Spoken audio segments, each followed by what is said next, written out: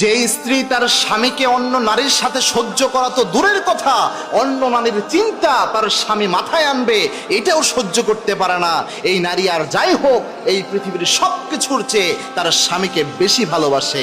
ভালোবাসা থেকে এই জিনিসটা আসে, অর্থাৎ তার স্বামীকে সে পৃথিবীর সবচেয়ে দামি সম্পদ মনে করে, যার কারণে স্বামীর সাথে অন্য কাউকে সে মেনে নিতে পারে না। সব কিছুতে সে ভাগ বসাতে পারে, কিন্তু স্বামীর ভালোবাসায় কাউকে সে ভাগ দিতে পারে না। মনে রাখবেন, বর্তমান সমাজে একটা মারাত্মক প্রবলেম হয়েছে যে অনেক ক্ষেত্রে পরকীয়ার সম্পর্কগুলো এত ব্যাপক আকার ধারণ করেছে, ম্যাক্সিমাম সমাজগুলো পরিবার ব্যবস্থায় এই জিনিসটা চলে আসতেছে। এই জিনিসটার অন্যতম কয়েকটা সাইড ইফেক্ট অনেকভাবে দেখা যায়। তবে একটা জিনিস মনে রাখবেন, আপনার স্ত্রী হয়তো আপনার পরকীয়ার সম্পর্ক সহ্য করতে পারে না, কোনো নারীর সাথে ভালোভাবে কথা বলেন, সামান্য জিনিসে আপনার স্ত্রী রেগে যাচ্ছে, এর অন্যতম কারণ হচ্ছে এই গোটা পৃথিবীর চেয়ে আপনার স্ত্রী আপনাকে বেশি ভালোবাসে, এবং এটা আল্লাহ প্রদত্ত ভালোবাসা।